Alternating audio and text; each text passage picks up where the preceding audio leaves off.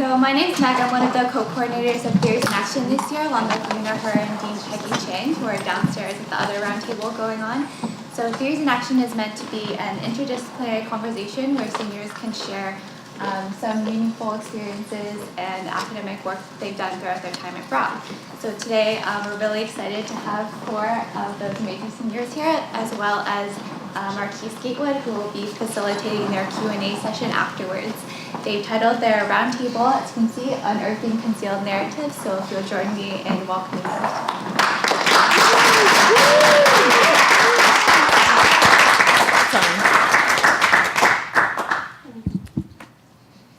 So I guess we'll just introduce ourselves.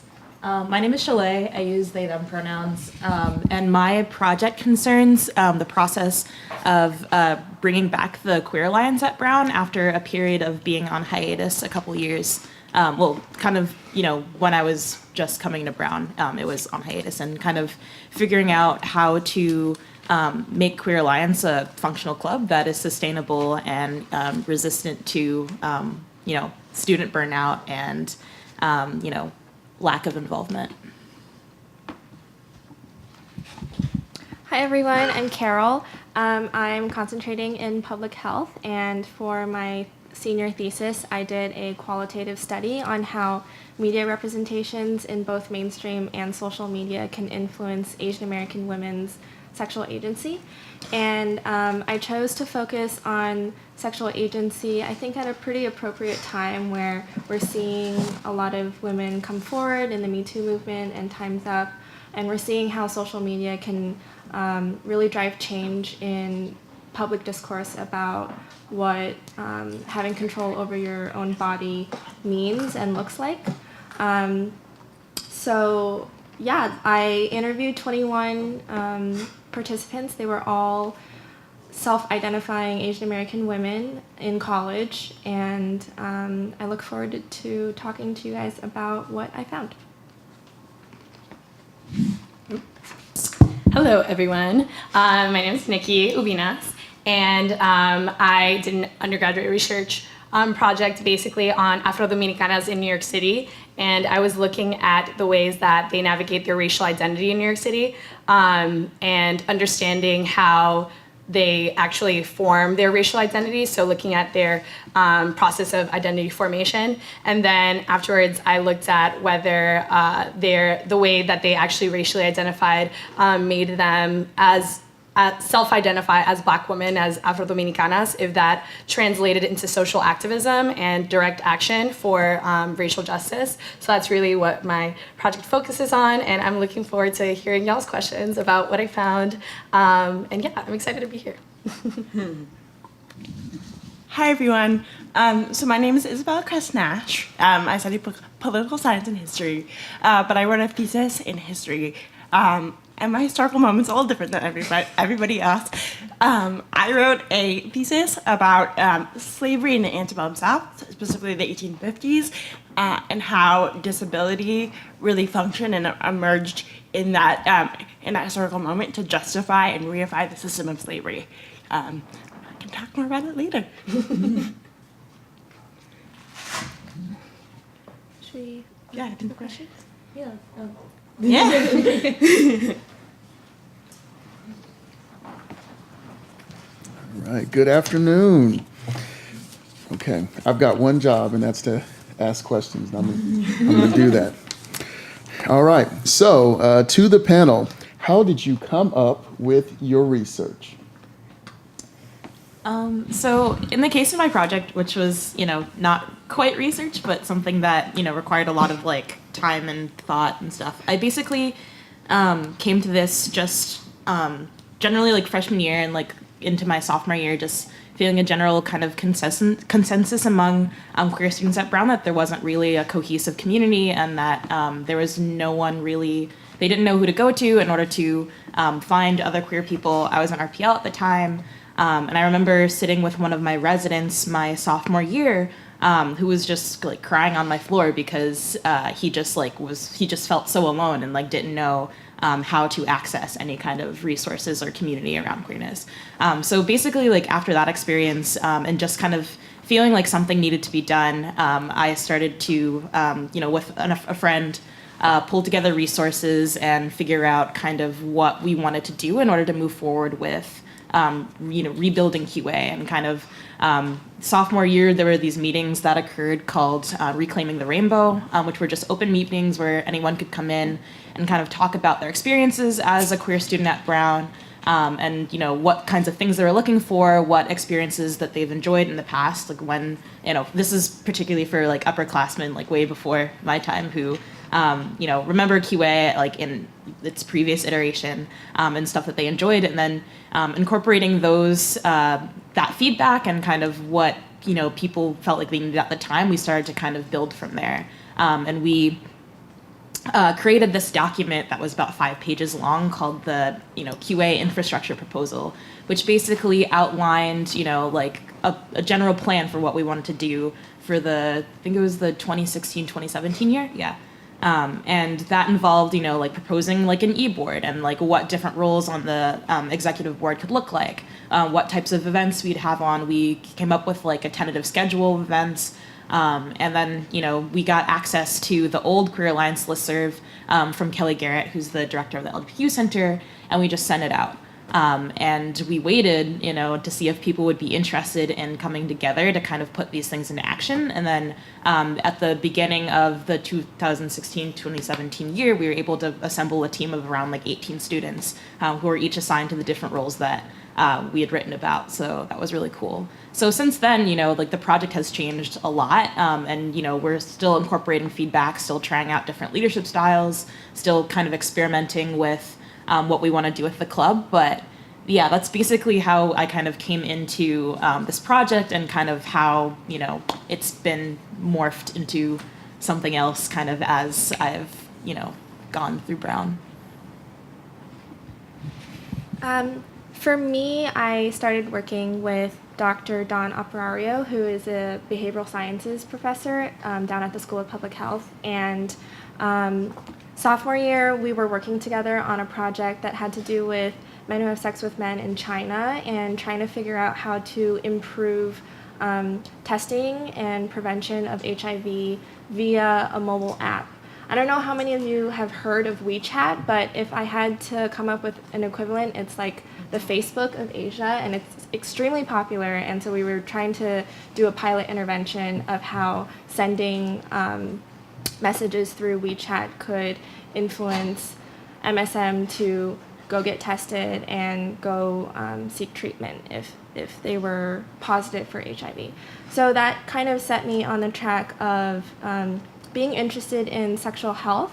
And I was also sort of looking at myself and trying to figure out what kind of impact I wanted to make. And so I wanted to do something that would speak to myself, and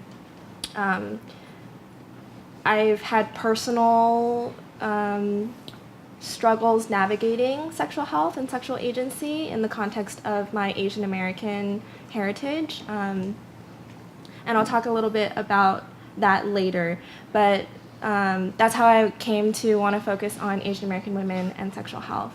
And the work itself is interesting. It changes because it's a qualitative study. So the methodology is very different from quant studies. I don't know if you guys have any previous exposure to qualitative methodology, but basically it's very flexible. So you come up with an interview agenda, and the questions you ask during the interviews, when participants respond, you can actually take what they say and the data that you have, and you can use that to inform future interviews. So the questions are always evolving, and you can the way you interpret that data informs future data that you can get.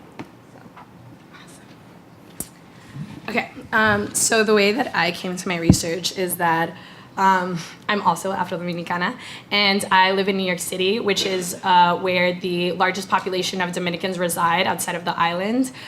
So I've always been around a vibrant Dominican community, and was thinking about like, what does that mean? Like, what does it mean to be Dominican, or what does Dominicanidad or Dominican identity mean?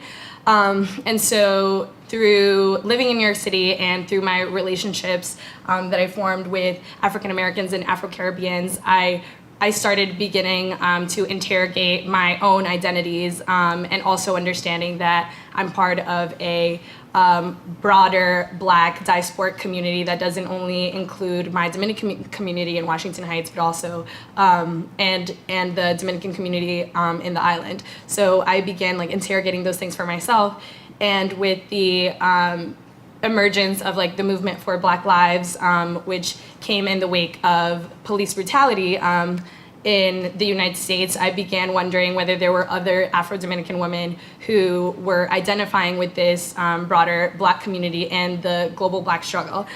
So those were sort of the questions that were percolating in my mind, which made me do the research that I embarked on. And so I, over the summer, interviewed 10 Afro-Dominican women in New York City and asked them sort of questions about how they identified, how they came to identify in the way that they do, and also questions about how they are in solidarity with other Black folks. So those are kind of the things that I did, and yeah. So my thesis project was really a culmination of all of my different interests, academic interests at Brown. I've been studying slavery since I was a freshman, but continuously being frustrated with how slavery was talked about in the history department. Luckily, when I was a junior, I found my amazing advisor, Emily Owens, who really offered nuance and incredible depth and incredible care while studying history, which I feel like is so often left out of the academy, and so important to me as someone who identifies and who has ancestry that goes back to the South and slavery. That was really important to hold. And I think that also, as I discovered disability studies as a discourse at Brown, there's of some opportunities to study disability, but very few. I recognize that like disability is a way of viewing the world. There's a framework, and it really opens a lot of doors to understanding how individual bodies interact with systems of power. And so what really started the research was the work of a specific doctor in the Antebellum South, Dr. Cartwright, which I'll talk about a little bit later, who really created these diseases he called Negro diseases that essentially were his imagination of what Blackness was, and it was used to justify the system of slavery. And I can talk more about that later, but his thought process really just sparked an interest in me to try to understand and explain how someone could see Black people as inherently unhuman or less than, and how that work then really had real consequences on the political structure and the system of slavery. Thank you. I'm going to jump a little bit. I'm curious about you just kind of thinking about your journey through your research and your work. Essentially, if you could talk a little bit about the process of how you kind of came and approached the work, and then I think for the group it'd be interesting to hear about some of the challenges that came from that as you pursued. Definitely, like, one of the challenges for my project was figuring out kind of like what like the needs of LGBTQ students are on campus. And it's really tricky because there are so many, and in basically, you know, every aspect of campus, you know, much like there's a myriad of different, you know, identities that, you know, fall under the label queer, there are like a million different experiences that Brown students who are LGBTQ have, you know, at Brown. So it's an interesting thing because, you know, there are some people who really do feel alone and don't really know how to access queer community, whereas others, you know, like, you know, as soon as they went to TWTP and they, like, you know, found their like core group of, you know, queer friends, they didn't, you know, feel like they needed that. So that was definitely really challenging. Another aspect that I struggle with and continue to struggle with is how much to rely on, you know, like working from scratch, and how much to also, you know, rely on from like the past way that QA has been run. So, you know, in particular, one of the hallmarks of QA, like prior to like 2014, was the subgroup system. So QA didn't really have like a super cohesive like general group. It was comprised of subgroups or like affinity spaces. Like, for example, like I was the subgroup leader for BITE, which is Bisexuals Talk and Eat, when I was a sophomore. And there were similar groups for, like gay men and lesbians and, queer people of color and like queer women of color and so on and so forth. So it was kind of a balance between like knowing that we wanted to kind of bring back a general queer community because, it become so fragmented, while also still honoring the fact that there's a definite need for like affinity spaces and to meet with people who share your specific identity. So balancing that has been really tricky, and I don't know that, there's a perfect answer for that. There's just always needs to be kind of the balance of both. For me, I think one of the challenges was initially figuring out where the gaps are in scientific literature and empirical evidence about Asian American women and their sexual health. And when I first started to do that, it became very apparent that the gap itself was a challenge. There is virtually no evidence about how Asian American women approach sex. And so practically speaking, during the interviews, I also struggled with how much of my own input I should be inserting into the project, because obviously I myself identify as an Asian American woman. And so that positionality is something you have to consider when you are conducting a qualitative study, because your own implicit biases, your subjectivity plays a role in the way that you ask your questions. It plays a role in even what questions you decide to ask, and then going along the process and the methodology, how you interpret that data. So for me, it was about trying to bring out the narratives that my participants were telling me and stay true to, their feelings and their perspectives and opinions, while also trying to fill in that gap that currently exists in literature where we don't know the hows and whys of what determines Asian American women's perspectives on sexual health. I think that one of the challenges for me was also because of doing interviews and talking through these women's like lived experiences, is that they were talking about really painful, traumatic instances and sometimes. And so holding that, and also understanding that I'm being a researcher in this situation was very difficult, because they were talking about instances of anti-Blackness and, again, state-sanctioned violence, and how that was affecting them personally and like the community that we're a part of, because I also have an investment in this research as a Black Dominican woman. And so that was very difficult to do. So one part of it was just like in the interviews being able to do that and just like be able to be intentional in that process. And then afterwards, even like writing about it was just difficult, again, because of that investment, and thinking about how I have to like translate the words of these women in a way into like academic words and jargon, when I felt like everything that they said was there in their own words. So that was difficult to like to do together, to understand that, because it's like an academic project, that this is what I'm supposed to be doing, but also understanding that all of the knowledge, all of their experiences is like in their own words and in their narratives. So I think that was really important to me, like centering their voices and their narratives in the research that I was doing versus my own. So yeah. Yeah, so I think my challenges were twofold. First was dealing with the archive. I think that for a long time, like almost way too long, I had to like sift through all of these really racist old dead white guys and hear and read their work and talking about Black people in such dehumanizing ways consistently all the time. And that is really exhausting work to do, especially again when you have that investment, right? And so at one point I was like, I cannot write a thesis 70 plus pages only talking about this perspective. Like I just can't do that for myself, and also I think it would be a disservice to the project. So at some point I had to figure out how to harness the voices of enslaved people to in a lot of ways like work against the pathology that these doctors were coming up with in this moment in the South. And that's when I turned to like the slave narrative tradition. A lot of the work that I was, the archive that I was working with was the long form narrative. So like Frederick Douglass, Harriet Jacobs, folks that wrote about their experiences of enslavement. And that, harnessing those voices and amplifying those voices felt so much more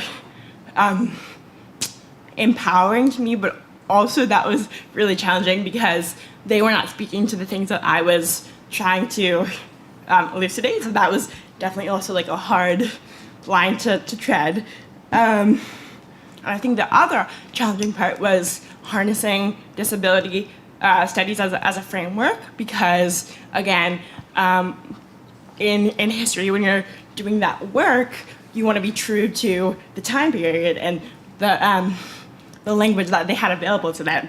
And no one was using the terms disability in the 1850s.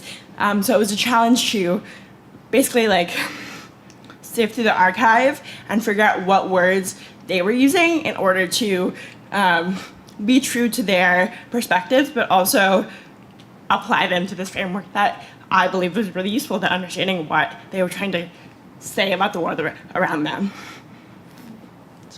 Thank you. I'm interested in maybe hearing about, like, focused on the research data collection process. What surprises, what surprised you in that journey? Like, I'm curious what kind of was like, oh, I didn't expect that, or I didn't expect to engage that kind of material, that conversation. Just interested in maybe hearing a little bit about your perception of what surprised you. Definitely something that surprised me is like how willing people were to do the work. Like I was saying before, like we, after me and Tom Tomesco, who graduated last year, created the infrastructure proposal for QA, we just like sent it out. And we also like posted it on Facebook, and we're just like, oh, if people are like interested in, like doing this project, like reach out to us. And then just like the anxiety of just like sitting there and like waiting and like not being sure how people were going to receive it, especially since, we were getting rid of the subgroup system, and we were like unsure if people were going to be upset about that. But then, like getting those like first couple emails like was just really reassuring, just like, okay, like this is something that people want to be invested into. And that's something that I'm continually surprised by, and just like really grateful for, knowing that, people are interested in doing this work and like do, like see a need to have like a queer community at Brown that is like centralized in some way. So yeah, I think it was actually very similar for me as well. Sex is such a personal thing, and going in I was a little bit nervous about whether people would feel comfortable talking to me about it, especially because I was a stranger, and being in the position of a researcher, there's also that sort of dynamic that participants might be unsure about. My very first question was, have your parents ever talked to you about sex? And that's so personal. But what surprised me very quickly, like Sholei was saying, is how engaged people are. I think people really do want their voices heard. They enjoy talking about their experiences, especially if they can tell that the person asking the question is genuinely interested and wants to use what they're saying for good or for the purposes of advancing empirical knowledge about the topic. So that was one of the more surprising things, is how quickly people opened up to me, and how willing they were to go into detail about their experiences and perspectives. So what was really exciting about like my research was, well, at first I started off just thinking about like identity and like racial identity and how these women were going through that process to define themselves in that way. But it wasn't until I began talking to them that I realized that there was more than that, and that there was an actual like political investment in a way, that they were politically aligning themselves with Blackness, not just saying they were Black, but also being like resisting these these like systems of oppression. And so they were being politically active, they were organizers, they were, one of the women that I interviewed is actually a doula and a midwife, and she centers the lives of Black women because in New York City, they're actually, I think like, there's just a higher chance of them dying during childbirth than there is for white women. So for her, that is justice work. And so it was in these conversations with these women that I realized that it's not that they were just thinking about that there is this discourse happening in the Dominican community that is shifting from just like representation of Afro-Latinos in media, which is like a lot of where the discourse stops in terms of this Afro-Latino community and Afro-Dominican community. They're actually pushing that narrative and saying we need to be in community with this Black diaspora because there is a crisis happening, people are dying, and so how are we going to align ourselves with this movement? So that was really exciting to see, and that's where the shift in my research happened, was seeing these women actually organizing and mobilizing like in that. So the structure of my project became 2 chapters. The first talking about the work of slave medicine, that is like the Southern physicians that I was talking about earlier, the work that they did to create disability within Black people. And then the second chapter became harnessing like the slave narrative tradition to work against that pathology and rehumanize Black people, but through their own words. So I'm gonna be a little anecdotal for a moment because I think that's what history is. So again, the doctor that I mentioned, he in 1851 wrote this piece called Negro Diseases and Peculiarities. And in his article, he imagined a disease called drapetomania, which is a condition that caused slaves to run away or fall into Negro consumption, which is in some ways like tuberculosis, but specifically for enslaved peoples. And if slaves were left in a state of sulkiness and dissatisfaction, that is, unless slaves were treated with certain conditions, they would run away. And Cartwright's cure for this this disease of the mind was called whipping the devil out of them, meaning that whipping slaves would be a way to stop them from running away. And so that's obviously very complicated, but also very emblematic of the ways that he was able to create Blackness as a disability. He was able to imagine difference that could only be solved with violence, which then explained away a central function of slavery.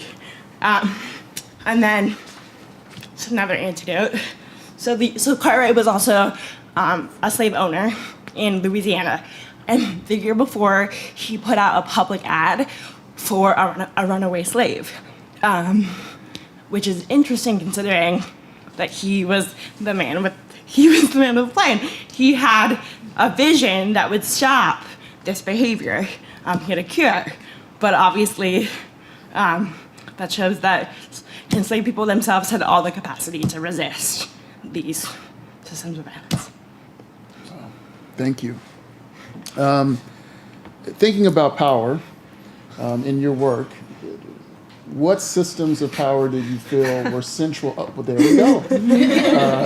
That you feel were central to your work and your research? Definitely, like in my project, the pretty central system of power was just the university of like Brown University, and just kind of figuring out kind of how to navigate the different institutional resources that Brown has, like navigating, the LGBTQ Center and kind of like how they could be positioned in relation to the work that Queer Alliance does. The physical space of the LGBTQ Center being, a factor in kind of like where we congregate and stuff. And just kind of like figuring out the way that like the university itself kind of limits or enables community to exist. in a way that I hadn't really thought about until I embarked on this project. The way that like the university is organized, like definitely has an impact on kind of like how communities form and like how people meet each other and the ways that, you know, student groups, you know, work. So, yeah. There are sort of two identities within being an Asian American woman that I want to talk about. And so in terms of being an Asian American, I think the model minority myth has been oppressive in a way that influences health.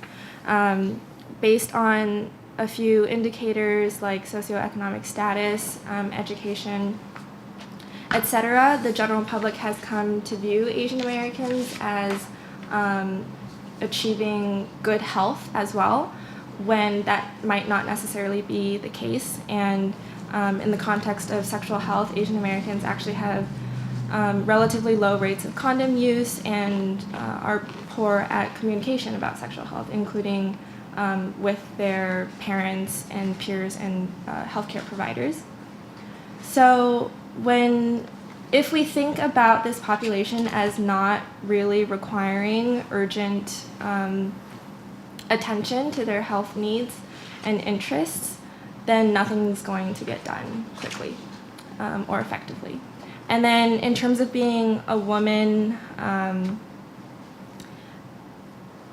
there are expectations for Asian American women to be very sexually conservative, and I think that could translate to discomfort in seeking sexual and reproductive health care. So in terms of my research, so to explain a little bit more about Dominicanidad, Dominican government officials and basically essentially the Dominican state, constructed Dominicanidad to emphasize whiteness and Hispanicity or Hispanidad. And so I was basically looking at how do these Afro-Dominican women push against that hegemonic narrative? How do they use their identities and speak about their identities and also act to push against that? So a lot of the I guess like the systems of power are really just these official narratives that the Dominican state and also the US are ascribing to these Dominican women and their bodies. And that's what my work and also their words and narratives were pushing against. Yeah, I think we're talking about a lot of the same systems of power. I think that happened because of the transatlantic slave trade. And in the Antebellum South, a lot of where white supremacy intersected with capitalism that produced slavery, right? That produced and prolonged slavery. And I think one of the really interesting things that I got to talk about in my thesis was the relationship of space and power. And what I mean by that is the work that these doctors were doing were really only possible because they controlled their surroundings. When you think about a plantation, that was an enclosed political economy where slave masters, white people in general, but specifically slave masters, had the freedom to control how Black people moved and lived, and even in some ways interacted with each other and thought about themselves. And I think those are the conditions that produced the pathology that I talk about in my research. And then when you also add the nuance of science, I think we often think that science is free of social influences, but science is in so many ways a social construction in and of itself. And we're talking about that moment in history. Science was very different than what we think about it now. All the Southern physicians that I wrote about were also theologians or politicians to some extent. They were intellectuals that had a lot of freedom to define what it meant to be human, essentially, in that moment. Okay. Switching to identity. There we go. Also, do we want to switch around the order a little bit? Yeah, sure. Many of your projects concern identity across different modalities. How does your project navigate marginalized identities at the intersections of others? And I think we'll just switch to, like, we don't all have to answer all these questions, if we can go, whoever feels compelled.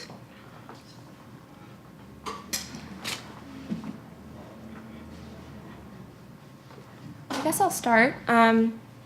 So I want to focus a bit more on media, which was the whole purpose of my project, was to see how Asian representation in mainstream and social media can influence Asian American women's sexual agency.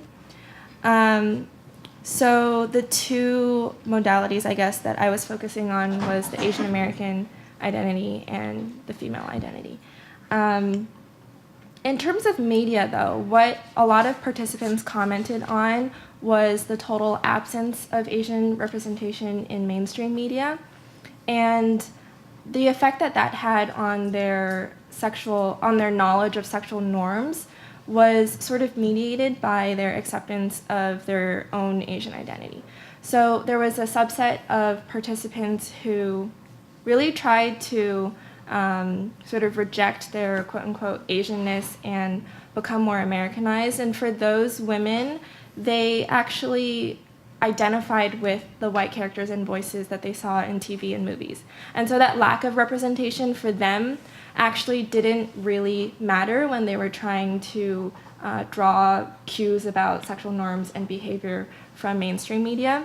And then for another group of Asian American women who were in a sense more accepting of their Asian identities, they were at a loss when they were trying to understand, what messages from media related to sexuality did or didn't apply to them.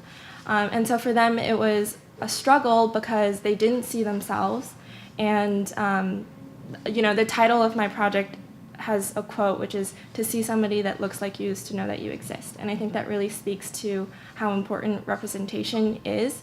So when you don't see yourself in things like media that are espousing all of these norms and ideas about how you should conduct yourself sexually, what you should look like, then that really influences the process of your identity formation when it comes to sexuality.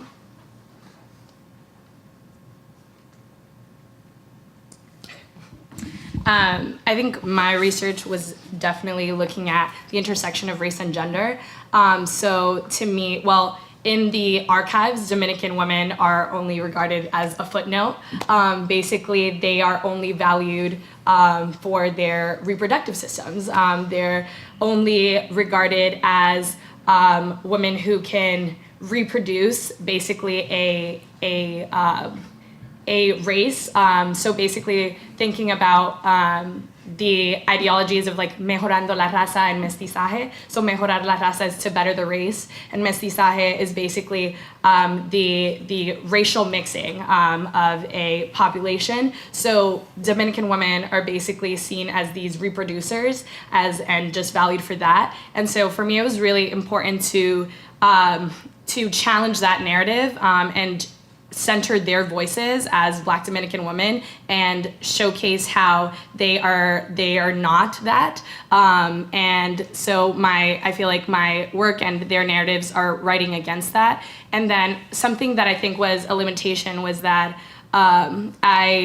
all of my participants were college educated, and I think that I would have really liked to see, or maybe in the future, how do Dominican women who aren't college educated navigate this discourse and their own racial identities, and just thinking through all of these themes of like Blackness and liberation. So even if they don't take courses on like in Africana studies or ethnic studies, like how are they thinking through these things just through their own, just through navigating the world. So I think that is something that was a limitation in my research that I would have loved to develop more. Can I add to that? Yeah.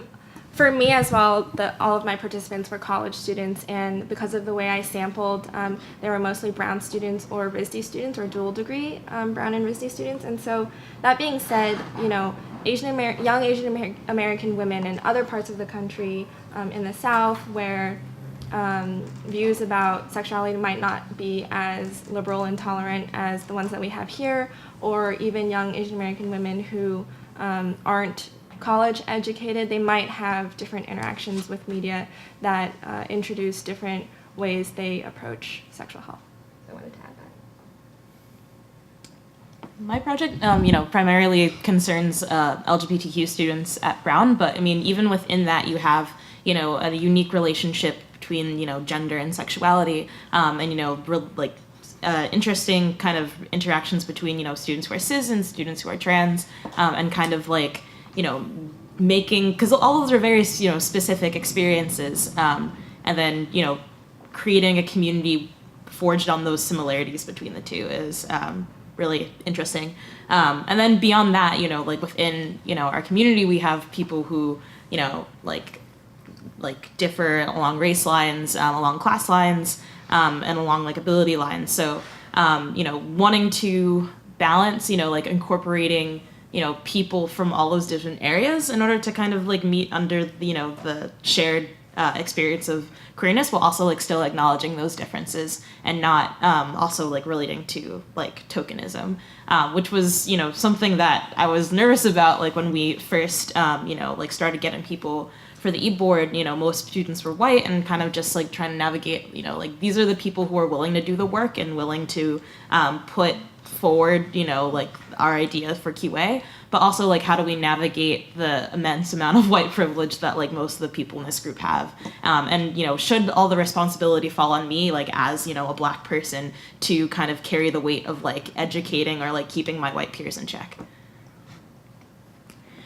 So as I was dealing with the archive of slave narratives, one thing that was in many ways a limitation was how women who just on the outset there are not as many narratives from enslaved women as there are from enslaved men, and how they represent violence specifically is really different. And because my work was concerned about how the experience of slavery changed bodies and minds of enslaved peoples, I was primarily looking at how they interacted with violence and how violence changed their bodies. But because women, the way in which they were able to write about their experiences with violence and gendered violence even more specifically, was very limited. So, for example, Harriet Jacobs was one of my source bases, and the way she represents the violence that she encountered is incredibly different than a Frederick Douglass or a Solomon Northup who wrote 12 Years a Slave. They're way more graphic and way more detailed about the violence they encountered, where women, more often than not, strayed away from documenting their experiences with violence and simply just said that they encountered it and then kind of sidestepped the issue, which was complicated because obviously enslaved women endured violence that was generalized and very specific. So finding a way to bring those experiences to the surface was complicated, and it also really was wanted to stay true to their experiences and the way that they saw the world. And then I'm going to go on and move us to resistance. And with the panel's permission, after I ask this question, I'd like to open it up to your peers. Interested in kind of the narratives and counter-narratives identified through your projects, if you would speak to that, and I like details, so please give them. I can start that off. I think for my project, something that I'm constantly trying to push back on is just this kind of overall narrative that Brown puts forth as, Brown being this queer-friendly campus. Because I feel just kind of focusing on that flattens out the, the material experiences of LGBTQ students on campus. And, it's one thing to say that we're queer-friendly and that, we have a vibrant queer community, but actually unpacking what that actually means. And trying to kind of, really push people to understand and listen to queer students about what they're talking about and what their experiences are, as opposed to just kind of existing in solidarity at just the that face value. Something that I think about all the time is kind of, at Brown, like people are generally pretty accepting of students who use like, non-binary pronouns like they, them, theirs, or like zimzer and stuff. And I think in general, Brown students think to kind of use someone's pronouns because it's the right thing to do without actually like undergoing any kind of revolution in how they understand gender. And that's like, it's something that has like huge impacts, like for like queer and trans students at Brown who like use those pronouns and have those experiences. Like I've been talking to a lot of my, trans friends recently about how, they, again, like hear their friends like using their pronouns because again, it's the right thing to do, but, still like use like feminine kind of vocabulary with them or like masculine vocabulary that doesn't agree to kind of the way that they identify and see themselves.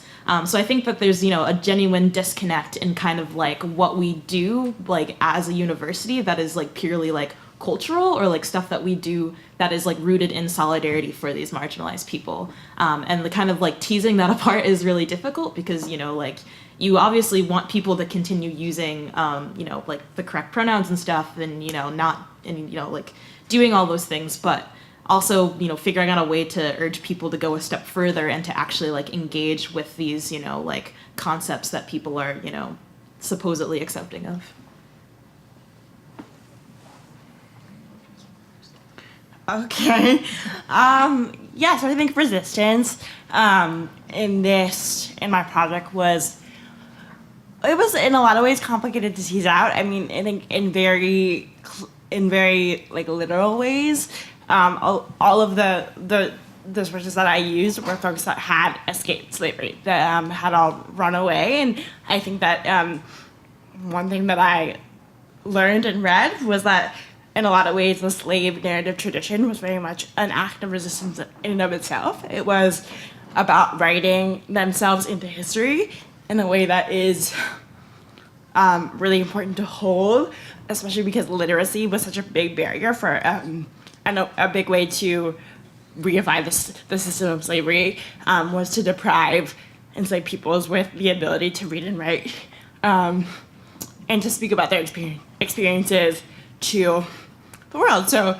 the ways in which the enslaved narrative tradition built up the abolition movement in the latter half of the 19th century was really important. But I think the thing that I tried to do specifically were put those voices and those narratives in conversation with the pathology of Southern physicians, because that was never a space, that was never a dialogue that could have happened. There was never space in that historical moment for dialogue, right, about humanity. Enslaved peoples were never allowed to qualify their own humanity. That just didn't happen in the Antebellum South directly. But it did happen in more indirect means, one by running away. I think that was a big act of resistance. And also, I tried to harness less traditional sources of from the archive of enslaved peoples, specifically like photographs, because I think that specifically one photograph, which is called The Scourged Back, which is probably one of the most widely circulated abolitionist photos. If you look it up, you can see it is of an enslaved man whose name was Gordon, who escaped in the 1850s as well. And he escaped to Louisiana to a Union soldier encampment and joined the Civil War, the fight against, this is the 1860s, but he escaped slavery and was found and photographed, and the famous photograph is of his back because it's covered with lash marks. And you might have seen it, it's like definitely very famous. And the ways in which his physical body stands as a testament to his own experiences and the trauma and the way that his life as a slave literally altered his body in permanent ways is testimony to the brutality and the inhumanity of slavery. And there's nothing that I, as a historian, have to do. I can just let that stand for itself. And I think that there is a constant tension with which historians often want to not cover up the voices of enslaved people, but kind of speak for them. And I think that moment, using a photo as its own entity, really was a way to step back and let that experience stand for itself. Yeah. Can I just thank you, Isabella? I know the photo you were talking about, and I never viewed it with those eyes, and I will view it as an act of resistance now, so thank you. Thanks.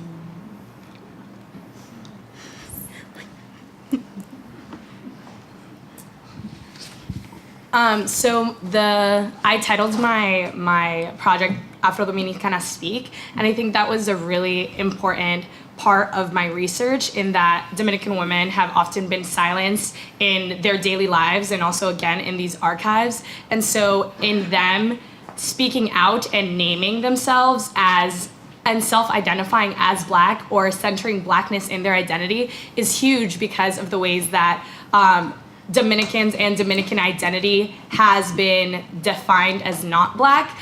So that was part of the importance of pushing that discourse of Dominicanidad that they're doing, just in naming and speaking for themselves who they are, when all of these systems are continuously ascribing other definitions onto them and onto their bodies. So they get to, have that agency and harness that power for themselves to create their own self-definitions and name themselves. So that was one part of their act of resistance. And then the second part is the one that I teased out after they were talking to me about all of their acts and actions in terms of mobilizing and being politically active.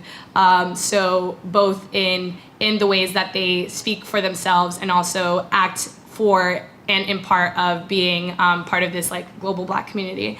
So I think that was one part. And then another part was definitely using their narratives, since research often does not hold narratives as part of this work. To be so centering those narratives, I think, was part of my own way of resisting. So yeah.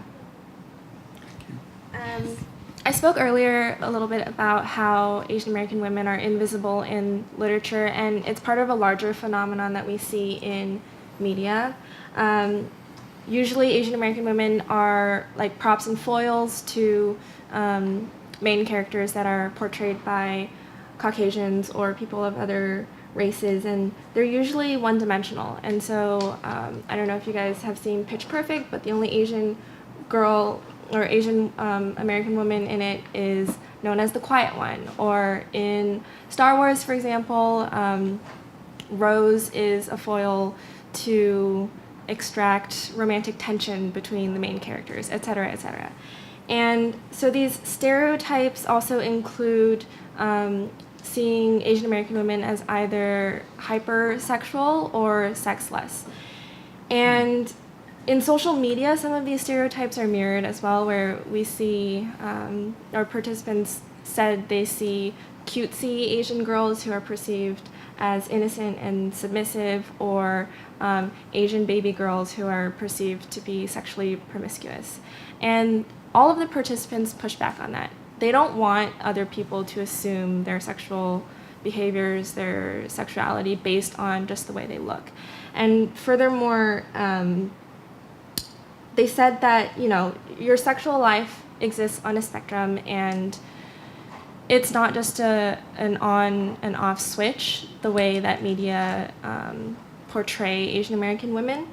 And then part of the resistance can come from social media, because there's so much more autonomy and accessibility. You can control the content that you see on your newsfeed, or on, you can select who you're friends with and what kind of content you see in that way, but also you have more control over the content that you put out. So you have more autonomy over how you are being perceived. And so with that control that you gain via social media, it's part of the resistance of stereotyping and lack of Asian representation that I talked about before too. Thank you. All right, so I will turn it over to the group if you have any questions. I'm assuming stand up and speak. Go ahead. Thank you all so much for presenting. It was awesome to hear about your work. I'm just curious about how you feel like each of your projects shaped what you think about doing going forward, and like as you're graduating, how you feel like you want to carry the kind of work that you've done in these projects on with you.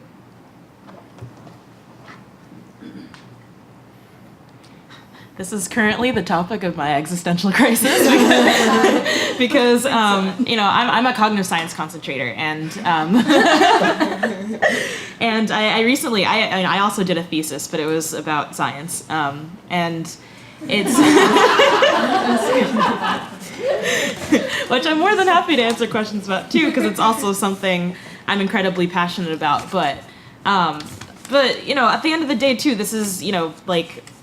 I came into this work just out of a love for the queer community at Brown, and just knowing how important it was for me as a first year to be in community with other queer people of color, and just feeling like something needed to be done, knowing that there were first years who were coming in who just didn't have access to that.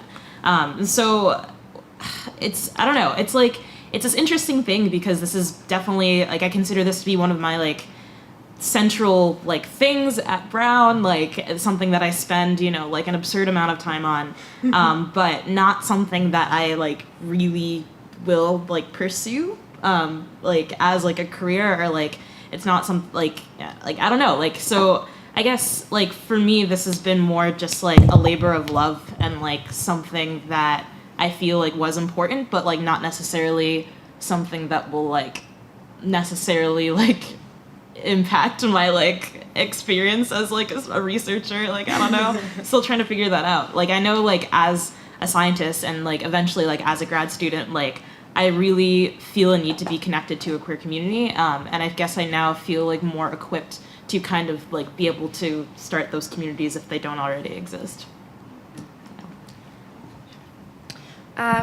Thank you so much for that question. So for me, I am going to med school in the fall, and that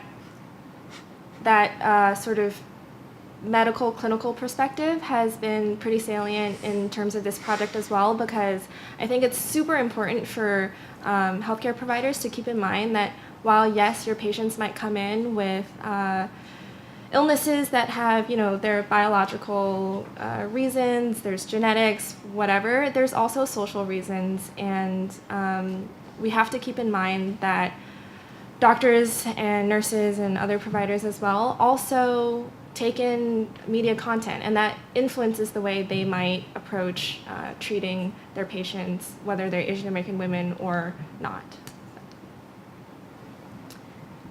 So my research project really, I saw that Afro-Dominican women are really at the forefront of these conversations and pushing this discourse. So it really inspired me to want to look at what Afro-Dominican women are doing in terms of, is this in a movement? Is this something that is small scale or large scale? How are they communicating? What is the dialogue between Afro-Dominican women in the diaspora and Afro-Dominican women on the island? So even broader, I would love to look at Black women's social movements in the Caribbean. So hopefully I'll be doing that, when I'm in DR. But yeah, I am really interested in looking at how these Afro-Dominican women are resisting on the ground, and what continues to be their political investment in that.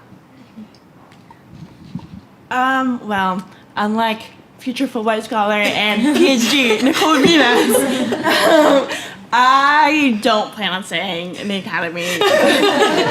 I want to work in politics, which is different.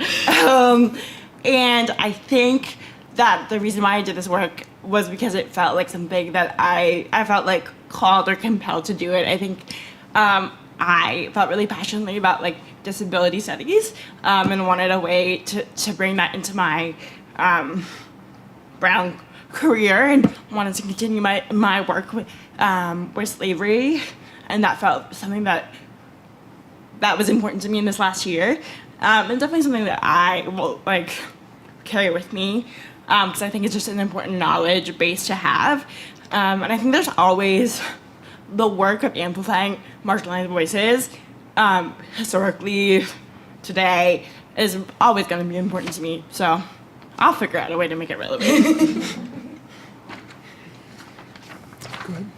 So actually, my question is for Isabella. I'm wondering if, if we think about sort of history around the notion of change over time, I wonder if there were findings, evidence that you saw of sort of shifting language of pathology at different historical moments within the period that you were looking at. So there's literature about the kind of hardening and defining of racial categories in the 19th century, kind of around the sort of socioeconomic imperatives, right, in response to any co-construction of those. Mm-hmm. So, as compared with like the prior moment, right?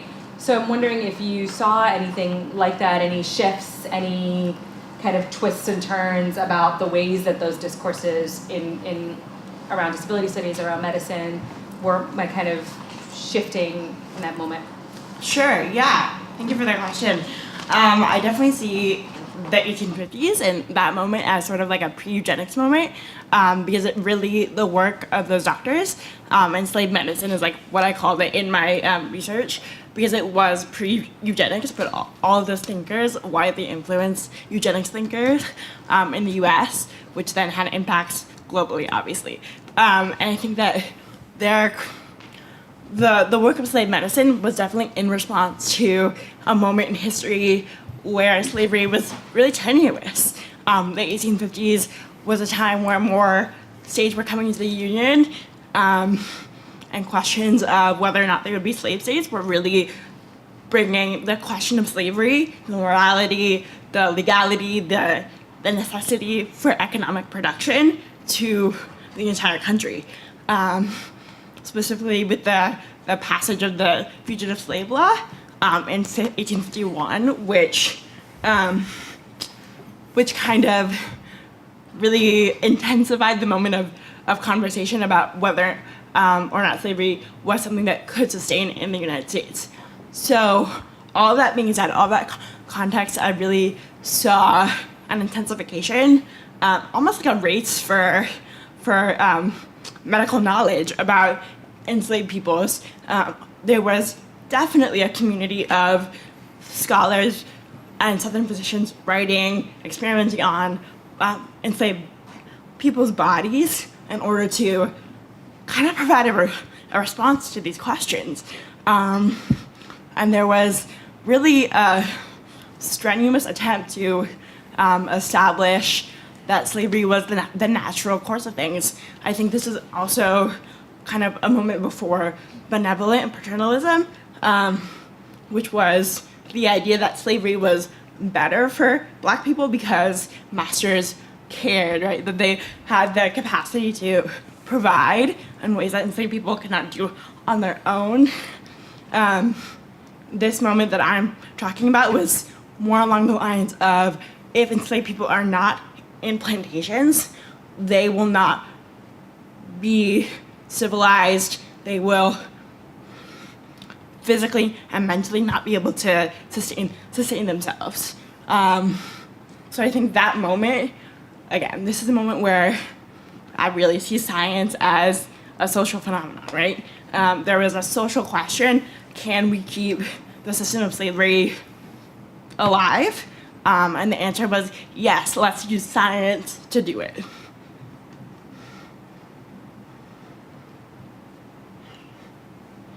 Can I ask a question?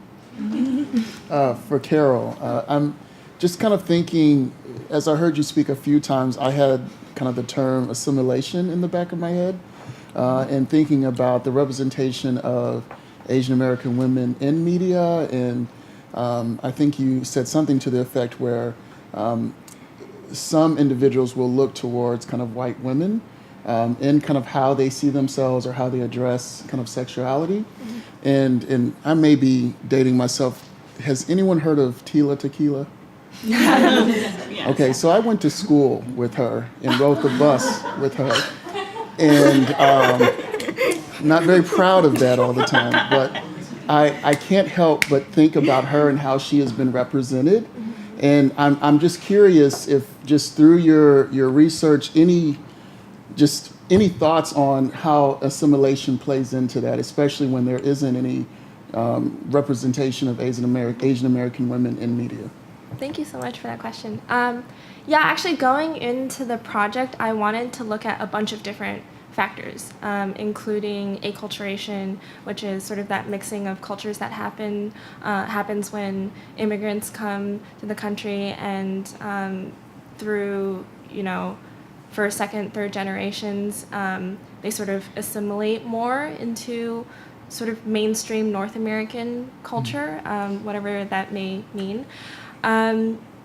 So your question was about does that have a place in that, and how they identify, or how some Asian American women will identify with white women in media because there's the absence of that representation? Mm-hmm. I think it definitely does. I think that if you sort of see yourself through those lens of like, oh, I identify more as American than as Asian, then actually I'll step back and I'll introduce what is known as social behavioral learning, where the models that you see on media, in TV or movies, you imitate their behavior. You're more likely to imitate their behavior if you perceive them to be similar to yourself. And so I think that for Asian American women who have sort of assimilated more, they are more likely to take white characters as their models of what sexuality looks like and what appropriate sexual behavior is. Thank you.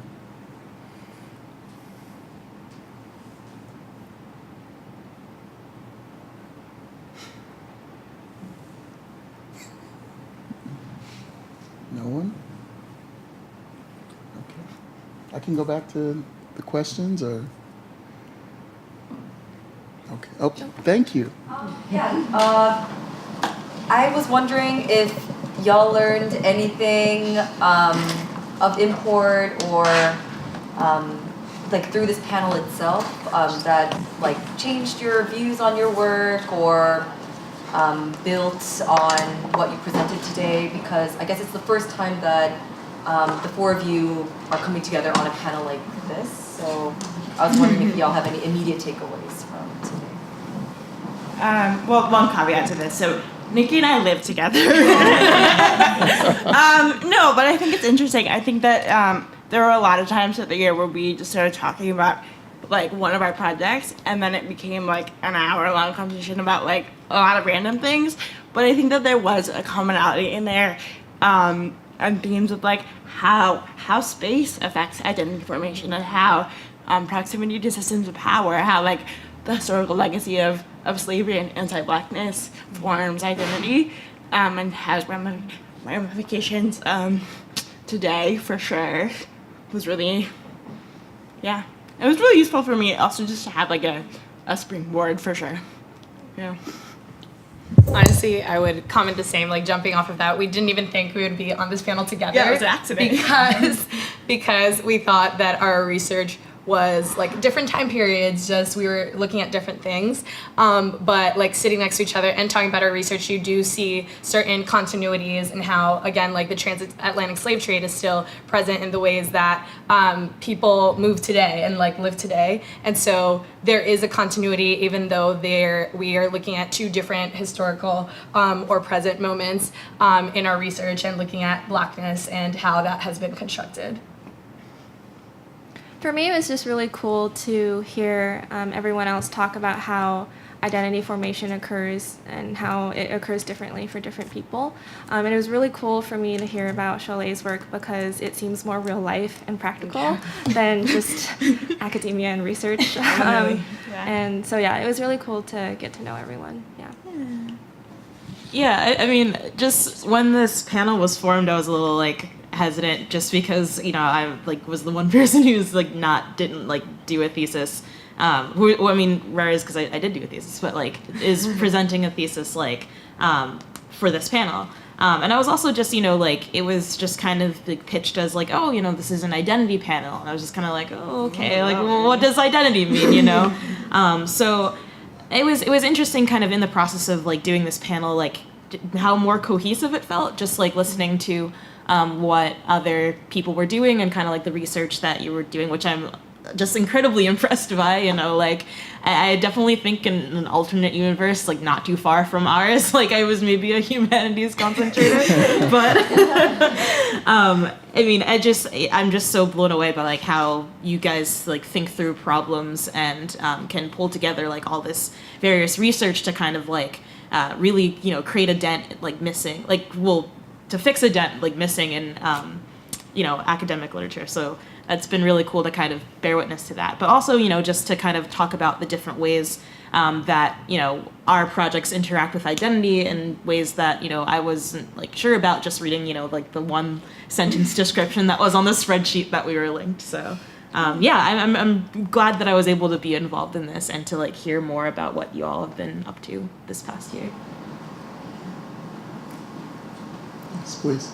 I'll stand up because I'm a bit short. I thank you. It's been so wow. I wanted to ask, when you sort of talk about your work to people, maybe people with not like the same train of thought, or people who are not aware of these topics before they talk to you, do you run into some difficulty? How have people received these information?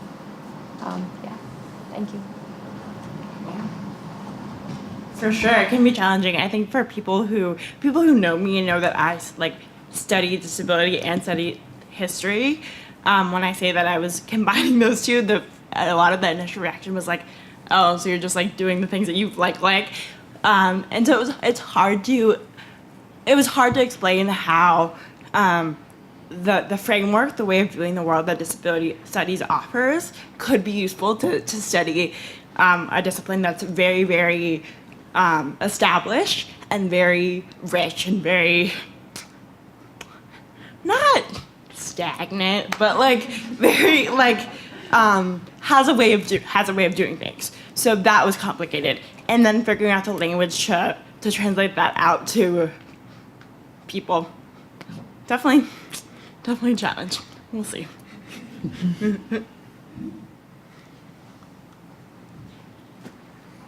I mean, personally, I haven't really encountered much pushback for this specific project if I'm introducing it to someone, but I think it is important to keep in mind that these are just, I only talked to 21 people, and everyone has a different experience with how they engage in media or how they exercise sexual agency, and so these are just some of the select narratives, and through my analysis, I've tried to pull out common threads that seem really salient for multiple people. So, if I ever did introduce this to someone who vehemently disagreed with something I said, well, you can't, because this is what someone else told me, and you can't invalidate someone else's experiences.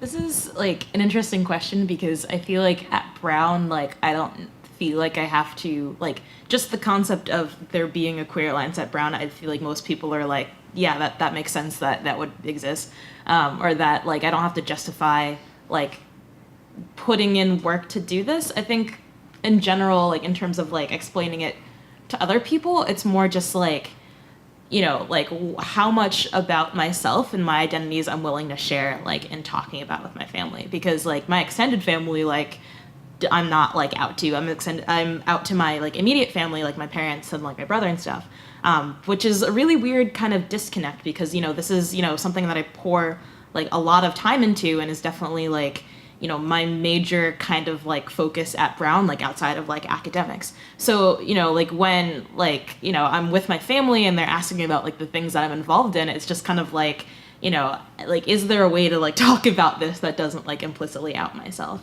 Which is going to be really fun when graduation happens, but, we'll see. It'll probably be fine. I think that one of the challenges I face when like speaking about my research, especially to my own community, is this not a language barrier because I can speak Spanish, but just like the translation of the research, and making sure that it is accessible, but also again like translating it from English to Spanish, and how will my community be able to like take this research as well and see that it is a part of our community and that this is a discourse. This is the discourse happening with Afro-Dominican women who are second generation or 1.5 generation, and also talking to those Dominicans who are also first generation. So I think it's that process of just like a dialogue between a transnational community and having all these different languages, and translation is really like where that challenge comes from. Yeah.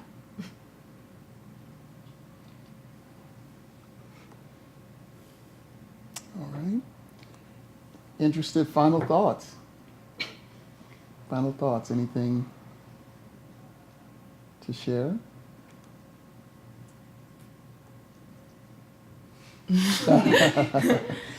That hasn't already been said, right? I guess just like a thank you for all of you for engaging in this conversation, for you for being an excellent moderator. Thank you. And for all of you for staying and talking with us. Yeah, that's all I got. All right, well, good. Well, thank you. I think, please. Oh, yeah.